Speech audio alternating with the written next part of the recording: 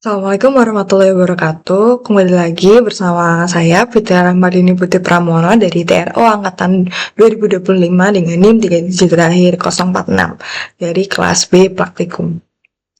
Nah, melanjutkan dari sebelumnya, video sebelumnya kan kita sudah membahas tentang level 1 dan 2 dari pemrograman C++ ya, di pembelajaran C++. Nah, sekarang kita akan lanjut ke level 3 dan 4 pada pembelajaran pemrograman bahasa C++. Nah, langsung saja kita masuk ke list hal apa saja yang akan kita pelajari.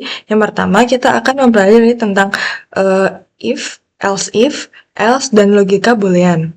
Lalu kita akan mempelajari tentang penggunaan for, while, do while, iterasi, array dengan loop. Lalu kita akan melakukan latihan pemrograman rata-rata nilai dan tabel perkalian. Lalu kita di sini juga sekaligus akan belajar cara membedakan parameter by copy dan juga by reference. Terus kita akan juga menggunakan prototipe fungsi dengan contohnya nanti akan saya peragakan.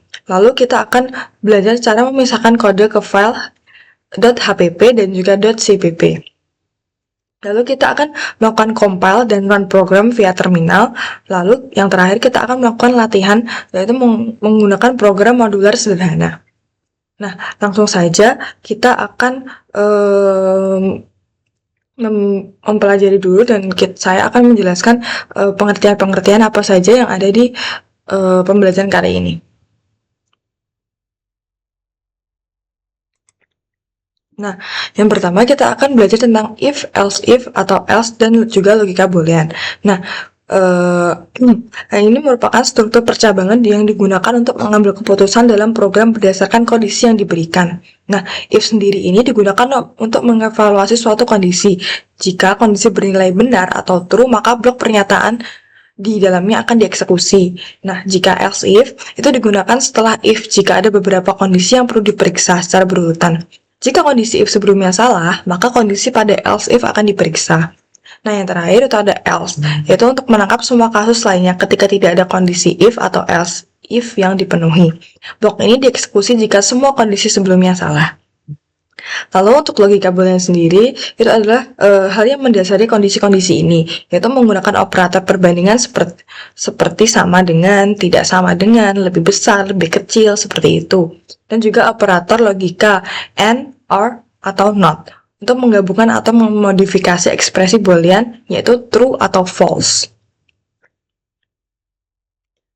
Terus yang kedua itu ada looping for, while, do while, dan juga iterasi array. Yaitu looping atau perulangan itu digunakan untuk mengeksekusi blok kode berulang kali. Untuk for loop itu idealnya ketika jumlah perulangan diketahui sebelumnya, memiliki 3 komponen yaitu inisialisasi, kondisi keluar, dan increment atau decrement. For loop cocok untuk digunakan iterasi yang terstruktur. Yang kedua ada while loop, yaitu digunakan untuk mengeksekusi blok kode selama kondisinya benar. Kondisi diperiksa di awal, jika kondisi awal salah, blok tidak akan pernah dieksekusi. Lalu yang ketiga ada do while loop, yang ini digunakan dan do while loop ini mirip dengan while, tetapi kondisi yang diperiksa di akhir perulangan. Ini menjamin blok kode di dalamnya dieksekusi setidaknya 1 kali terlepas dari kondisi awal. Lalu untuk iterasi array sendiri, yaitu merupakan proses mengakses setiap elemen dalam array satu persatu secara berurutan. Semua jenis loop di atas dapat digunakan untuk iterasi array dengan mengakses elemen menggunakan indeksnya, misalnya dari indeks 0 hingga panjang array dikurangi 1.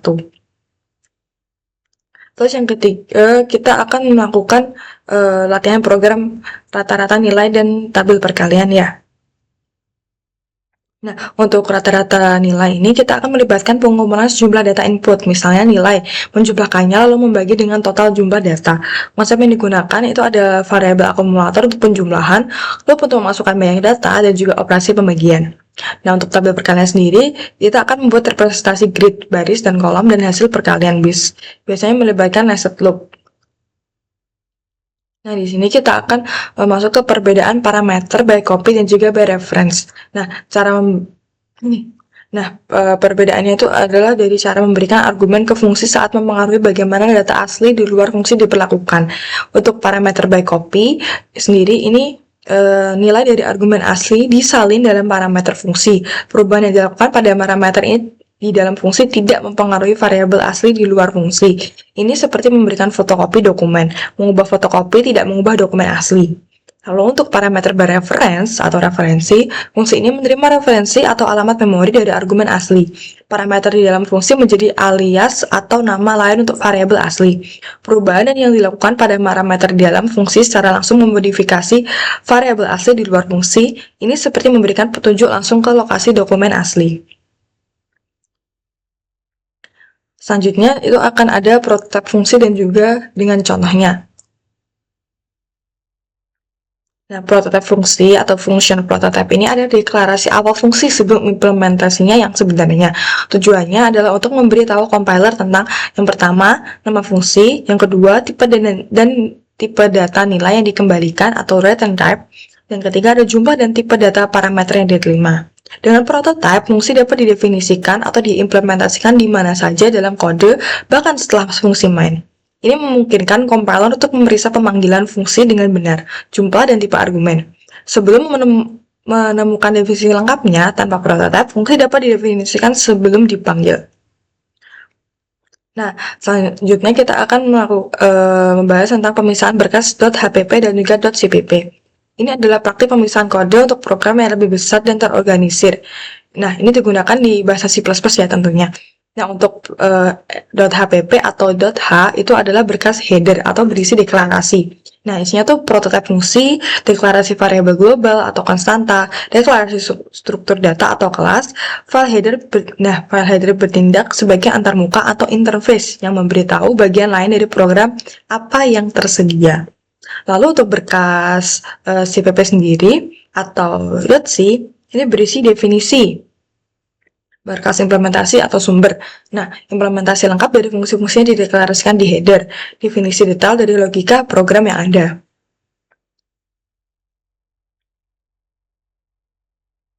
Nah, yang terakhir, kita akan membuat program modular sederhana ya untuk prakteknya. Nah, program modular adalah pendekatan desain perangkat lunak di mana program dibagi menjadi bagian-bagian terpisah dan independen yang disebut dengan modul. Setiap modul memiliki tanggung jawab yang spesifik. Nah, langsung saja kita akan masuk ke pembelajaran yang pertama tadi ya, yaitu tentang if, else, dan logika dari boolean sendiri. Kita akan menggunakan VS Code. Dari kode ini adalah apa tuh namanya, untuk program itu bentuk skor. Nah, di sini kita akan outnya tuh memasukkan nilai dengan ininya tuh skor. Nah, nanti yang kita masukkan.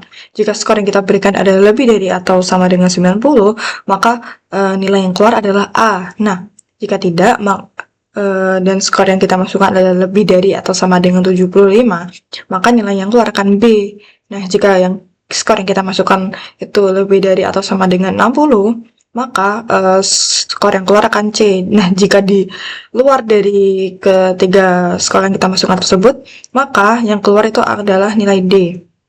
Nah, ini adalah logika dari if, else if, dan juga else. Nah, juga if-nya itu 90, else if-nya itu yang nilai 75 dan 60, terus yang else-nya itu adalah apa tuh namanya, yang di luar dari if dan juga else if. Lalu untuk logika dari boolean ini sendiri adalah nilai akan lurus jika nilainya tuh lebih dari 60. Dan juga outputnya nanti itu adalah status lulus dengan lurus iya atau tidaknya itu dari berdasarkan skornya itu jika lebih dari 60. Selanjutnya di sini ada kode yang tentang loop for loop tadi ya, pembahasannya tentang loop. Di sini untuk loop yang for loop, di sini ada in-nya itu 1 i kurang dari 5 dan juga maka si out-nya tuh akan r i sama dengan ini, terus si out-nya juga menjadi n. Terus jika while atau while loop itu akan seperti ini. Terus yang do while itu akan do while loop, dan jika in-nya dimasukin in-nya tuh sama dengan J sama dengan 0, maka do dan si out-nya itu akan menjadi J kurang dari 5, dan jika return-nya akan menjadi 0. Nah, selanjutnya kita akan masuk ke program yang latihan tentang rata-rata. Nah, di sini kita si out-nya itu akan menjadi jumlah nilai dan juga si in-nya itu menjadi n. Nah, kita akan menentukan double total, ya, itu 0 jika for in i sama dengan 1, maka dan juga i kurang dari sama dengan n. Nah, itu akan menjadi si out-nya itu akan menjadi nilai ke i ke berapa gitu. Si in-nya tuh x, terus di total plus sama dengan x-nya itu jadi menjadi rata-rata. Nah, akan menjadi rata-rata. Nah, kita akan coba buat running.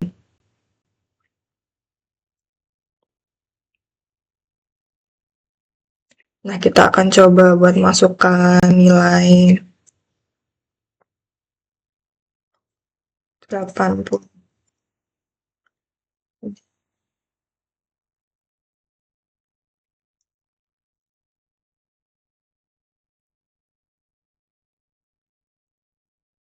Nah, ini akan akan terus sampai sampai ke jumlah nilai yang kita masukkan ini 80 contohnya.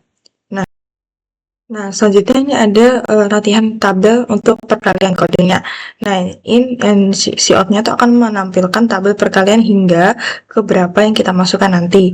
Nah, si in-nya itu n dengan nilai n yang kita masukkan. Terus ini adalah untuk fungsi perhitungannya. Nah, kita coba buat running.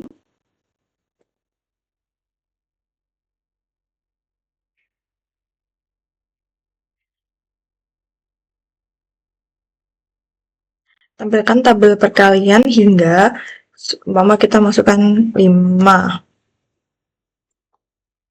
Nah, ini akan muncul tabel perkalian hingga 5 seperti ini. Ini berhasil buat di running seperti ini. Nah, selanjutnya kita akan melihat perbedaan antara parameter copy dan juga parameter by reference. Nah, di sini jika menggunakan parameter by copy, kita akan menggunakan fungsi void dan juga tambah copy in a. Terus habis itu jika menggunakan reference, bedanya juga hanya ditambah ref. Kan yang copy tadi tambah copy. Nah, untuk yang reference itu kita menggunakan tambah ren. Terus di in-nya tuh na. Itu saja. Terus nanti kita lihat ini untuk in main-nya itu kita akan inputkan. Terus untuk tambah copy itu si out-nya akan menjadi setelah pass by copy, maka nilainya akan kita masukkan berapa. Nah, jika tambah ref, nah itu maka si out-nya akan menjadi setelah pass by reference. Kita coba run.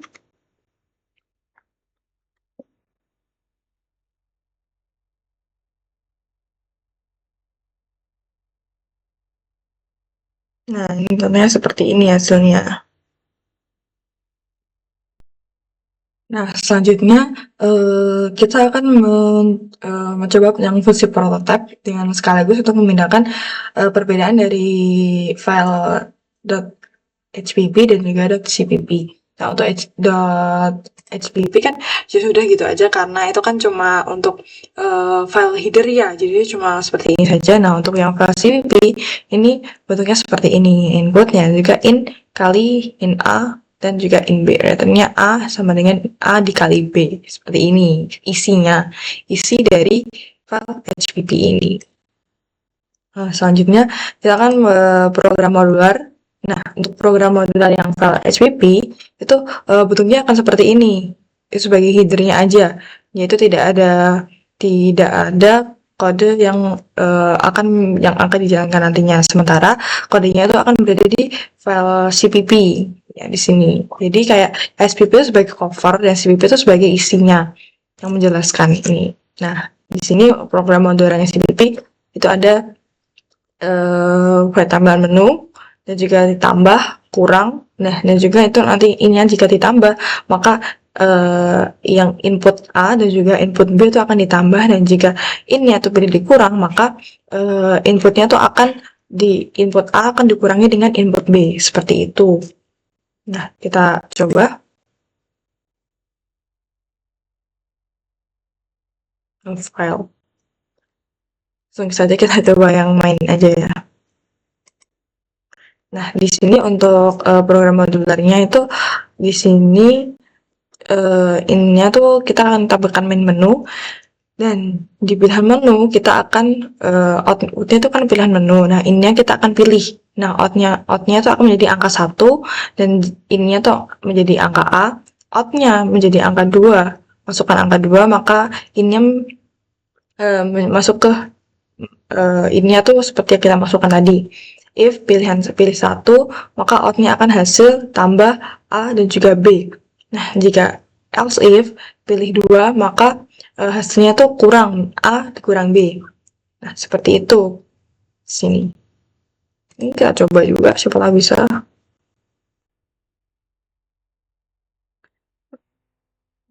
Bisa. Nah, kurang lebih seperti itu untuk yang apa tuh namanya, penjelasan tentang file CPP dan HPP, dan juga sekalian untuk fungsi prototype, dan juga untuk mencoba program dari modular, belajar latihan menggunakan program modular. Mungkin sekian yang bisa aku sampaikan. Jika ada kurang lebihnya mohon maaf. Wassalamualaikum warahmatullahi wabarakatuh.